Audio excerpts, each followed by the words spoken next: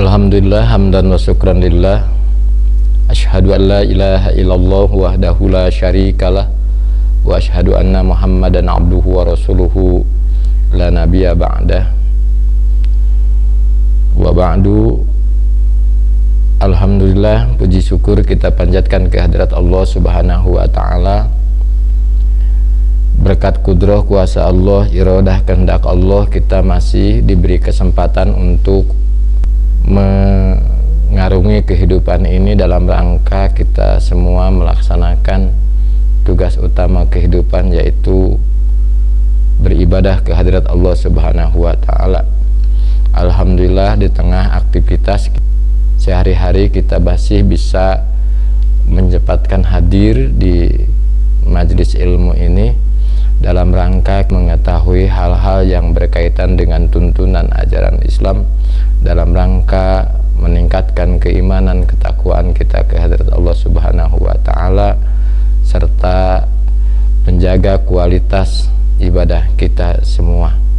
Ikhwatu iman yang dimuliakan oleh Allah, sesampainya Rasulullah Shallallahu alaihi wasallam di Madinah, beliau masih ada di atas untanya.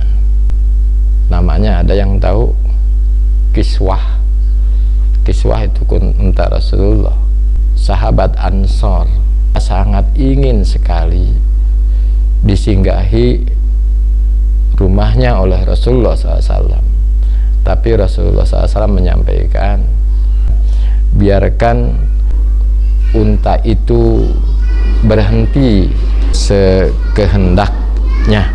Apa yang dilakukan oleh Rasulullah SAW itu pilihan yang sangat cerdas. Kenapa? Karena kalau Rasulullah SAW membiarkan sahabat Ansor menuntun unta menuju rumahnya, tentu sangat banyak ya sahabat-sahabat Ansor yang lain yang ingin disinggahi oleh Rasulullah. Tentu mereka akan berebut rumahnya disinggahi. Oleh karena itu Rasulullah membiarkan unta itu berhenti sekehendaknya. Akhirnya Rasulullah SAW itu turun dari untanya dan dia singgah ke rumah yang paling dekat dari tempat unta itu berhenti, di rumah Abu Ayyub Al-Ansori. Dan Rasulullah SAW itu tinggal di sana beberapa waktu, dan selanjutnya beliau menetapkan tempat untanya berhenti, membangun sebuah masjid dengan ukuran dalam kitab Syirah ini disebutkan itu 100 hasta, dan lebar temboknya itu sekitar 3 hasta. Bangunan itu dibangun dari cetakan bata dan tanah liat. Ya, kita juga bisa saksikan sekarang rumah-rumah peninggalan dulu memang temboknya itu lebar kokoh ya. Karena material yang ada sekarang dengan dahulu juga berbeda. Itu masjid yang dibangun oleh Rasulullah setiba beliau di kota Madinah, yang sebelumnya beliau juga singgah di kampung Kuba, dan beliau juga membangun masjid Kuba. Itu yang pertama dilakukan oleh Rasulullah Shallallahu alaihi wasallam setiba di kota Madinah. Dan masjid yang dibangun oleh Rasulullah SAW itu mempunyai beberapa fungsi ya. Bukan saja sebagai tempat sholat ya, tapi masjid itu juga sebagai tempat ya, berkumpulnya kaum muslimin. Bukan saja sebagai tempat ibadah mahdhah, tapi juga jadi tempat berkumpul kaum muslimin. Juga di masjid itu dijadikan menyelesaikan perkara persengketaan, persoalan yang dihadapi oleh umat Islam itu diselesaikan di masjid. Juga masjid itu difungsikan sebagai tempat tinggal beberapa sahabat muhajirin yang mereka belum memiliki tempat tinggal.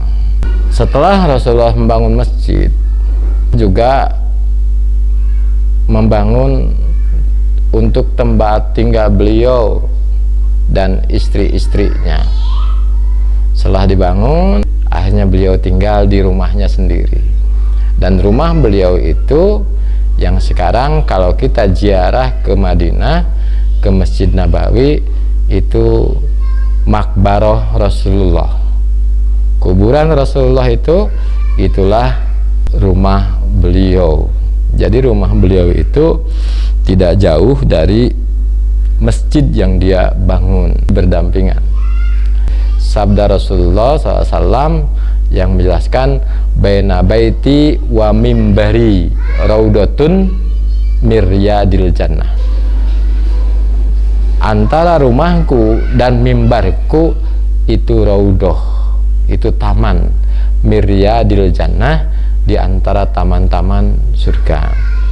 Jadi kalau ke Masjid Nabawi sebelum makam Rasulullah SAW itu kita dapatkan ada sebuah mimbar, dan itulah raudoh ya.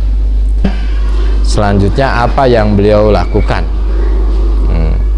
Ternyata kita mengetahui komposisi penduduk Madinah. Jadi penduduk Madinah itu terdiri dari 3 golongan. Ini garis besar secara umum.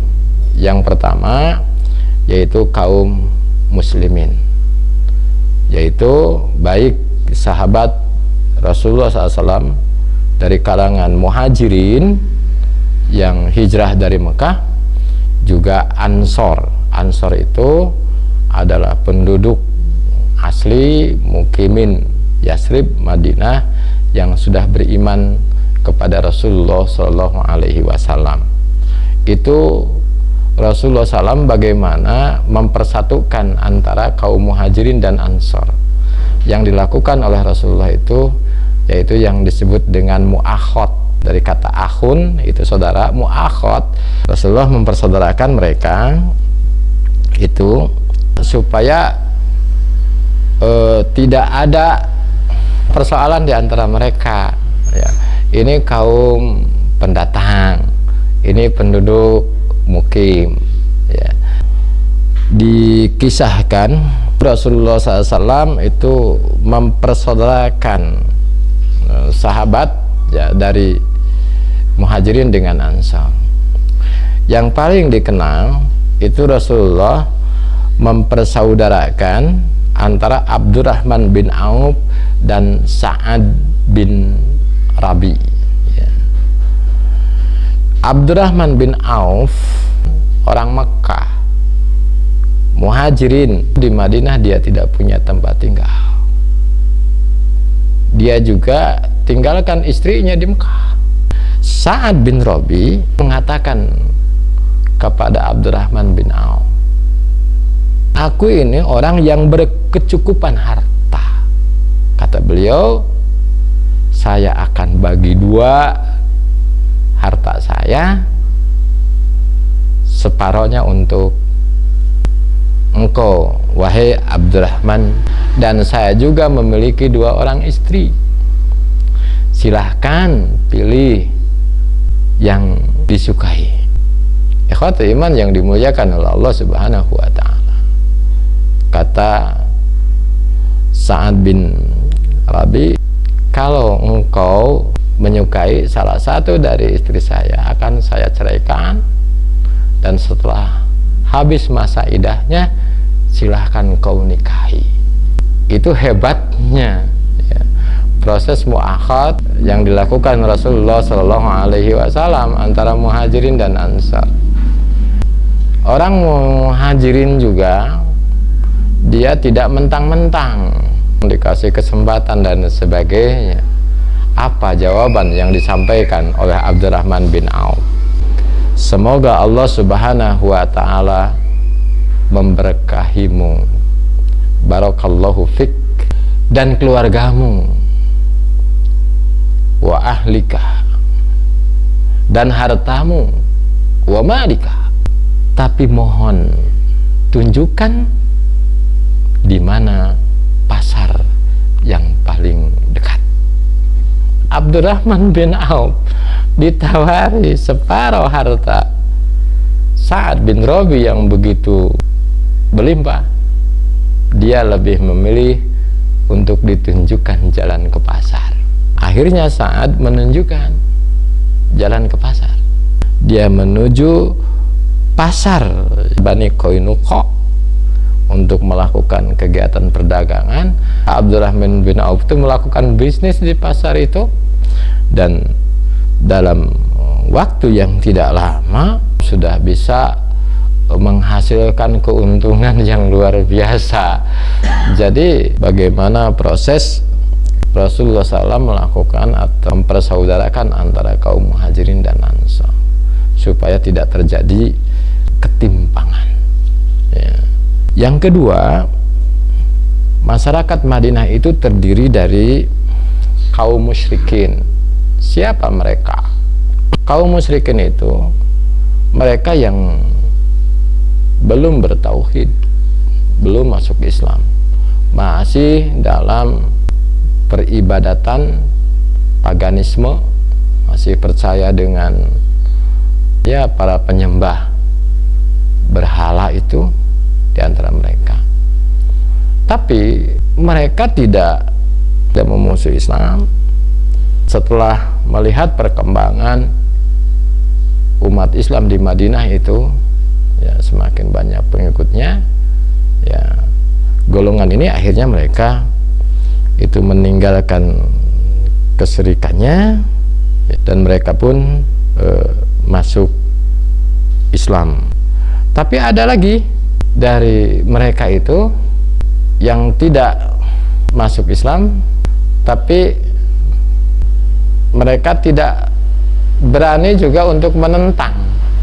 Akhirnya mereka berpura-pura, dan ini akhirnya jadi kelompok munafikun ya. Contohnya adalah yang kita kenal di Madinah itu tokoh munafik itu Abdullah bin Ubay bin Salul.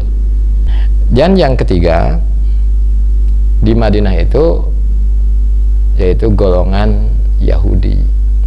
Jadi penduduk Madinah itu ada penduduk asli ya, yang datang dari wilayah utara, ada yang datang dari wilayah selatan, yaitu orang-orang Yahudi ya. Kalau yang yang orang Madinah yang tinggal di sana, kita tahu sukunya itu suku besar, itu suku Aus dan Khazraj gitu. Selain mereka yang tinggal di Madinah itu yang itu pendatang Yahudi ya, mereka cukup besar. Ada 3 suku di sana. Ada suku atau Bani Qainuqa, ada Bani Nadir, dan ada Bani Quraidah. Orang-orang Yahudi ini hidup bercampur baur di Madinah ya, tapi tetap mereka merasa lebih kelasnya rasnya gitu. Waktu itu mereka masih baik, tidak melakukan penentangan, dan mereka juga para saudagar bahkan menguasai titik-titik ekonomi. Jadi perekonomian di Madinah ketika Rasulullah SAW tiba di sana itu ekonominya dikuasai oleh kaum Yahudi itu. Ini semua yang dihadapi oleh Rasulullah SAW ketika tiba di Madinah.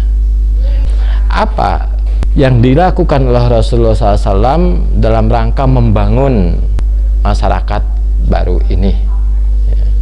Maka Rasulullah SAW itu selain mempersaudarakan bagaimana supaya tidak ada status sosial di masyarakat dan lain sebagainya, dipersaudarakan, mereka berbagi tempat tinggal, berbagi mata pencaharian, bahkan mereka berbagi pasangan, sehingga turun firman Allah Subhanahu wa Ta'ala yang tercantum di dalam Quran surat Al-Anfal ayat 75.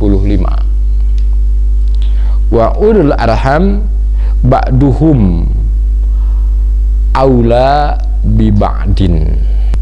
Dan mereka yang mempunyai hubungan rahim, hubungan kekerabatan, aula itu lebih diutamakan, ya, ba'duhum aula bi ba'din, daripada yang lain. Karena seolah-olah kaum Ansor itu mereka sangat merasakan bagaimana derita yang dialami di Mekah untuk mempertahankan keimanan. Ketika hijrah di Madinah, kaum Ansor itu menilai bahwa kaum Muhajirin itu orang-orang luar biasa yang mengalami penindasan, meninggalkan harta benda dan lain sebagainya, sementara mereka adalah saudara-saudara seakidah, saudara-saudara seiman. Jadi kecintaan kaum Ansor kepada kaum Muhajirin itu luar biasa, sehingga melebihi kecintaan mereka kepada saudara-saudara kandungnya. Setelah kondisi seperti itu, Allah Subhanahu wa Ta'ala menurunkan surat Al-Anfal ayat 75 yang mengasih taukan wa ulul arham ba'duhum aula bi ba'din. Hei, awas, jangan sampai lupa, keluarga kamu itu juga harus diutamakan. Sampai-sampai mereka enggak peduli, yang penting ini menolong saudara-saudara kita. Hampir-hampir mereka tidak peduli. Bahkan di ayat lain itu disampaikan, wa yusiruna ala anfusihim walau kana bihi khososoh. Bahkan sampai-sampai mereka itu isar, nggak peduli dengan dirinya, ya, padahal dirinya itu lebih membutuhkan. Subhanallah, kecintaan orang-orang Ansor terhadap saudaranya Muhajirin dari Mekah itu luar biasa, sehingga Allah juga menurunkan tentang pewarisan, bahwa yang berhak menerima waris itu ulul arham, dawil kurba, keluarga, kerabat dekat. Di situ diatur. Jadi Rasulullah membangun masjid, mempersaudarakan kaum muslimin. Rasulullah meskipun melihat orang-orang Yahudi itu tidak mengganggu beliau, tapi itu juga kan harus, ya, diantisipasi. Berbagai kemungkinan itu harus diantisipasi. Maka Rasulullah SAW membuat sebuah perjanjian yang kita kenal dengan perjanjian Madinah, deklarasi Madinah. Ada 16 butir yang di sana itu semacam, kalau di kita itu dibikin kesepakatan, semacam apa, aturan berkumpul, aturan bermasyarakat. Kalau kita dibikin apa, undang-undang, ini sudah menunjukkan sebuah masyarakat modern, ya, yang dibangun oleh Rasulullah itu, yang disebut masyarakat madani. Itu ada aturan-aturan di sana itu bagaimana mengatur perintah tentang perlunya menjaga persatuan dan kesatuan, perlunya kita saling tolong menolong, ya, perlunya untuk saling melindungi, saling jaga kehormatan, yang intinya selalu menjadikan Allah dan Rasulnya sebagai rujukan atau sebagai sumber kembali ketika ada perselisihan. Yang dilakukan Rasulullah SAW ketika sampai di Madinah cukup efektif. Bagaimana membangun masyarakat damai dan lain sebagainya. Akhirnya Rasulullah itu dengan kondisi kondusivitas seperti itu bisa berdakwah dengan leluasa, membina, meningkatkan keimanan masyarakat luar biasa. Juga bagaimana menuntun peribadatan umat ini dengan leluasa, ya. Juga bagaimana Rasulullah SAW itu menjadikan pribadi-pribadi sebagai mukmin yang berkualitas, tidak hanya sekedar jadi pengikut beriman, tapi bagaimana, ya, menerapkan keimanan itu pada diri mereka, juga membersihkan jiwa-jiwa mereka dari kekotoran-kekotoran hati, karena ini sering menjadi persoalan hasud, mental-mental yang tidak jujur, mental-mental rakus dan lain sebagainya.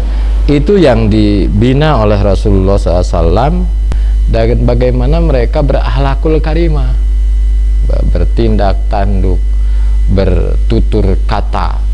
Ini luar biasa yang ditanamkan oleh Rasulullah kepada para sahabatnya, dan bagaimana sikap kasih sayang beliau. Dan nanti ini akan kita bahas dalam poin khusus bagaimana Rasulullah SAW menanamkan satu keimanan, yang kedua jiwa-jiwa mereka, hati-hati mereka bersih, bagaimana membangun akhlak mereka menjadi terpuji, bagaimana menjadikan sahabat-sahabatnya itu bisa berkasih sayang, bagaimana mereka bisa taat beribadah kepada Allah Subhanahu wa Ta'ala. Ini akan kita bahas pada sesi selanjutnya atau kajian kita selanjutnya. Itu saja gambaran bagaimana Rasulullah SAW ketika beliau membangun masyarakat baru di Madinah, yang ini menjadi tonggak awal bangkitnya Islam, tersebarnya Islam ke seluruh jazirah Arabia, bahkan ke seluruh penjuru dunia.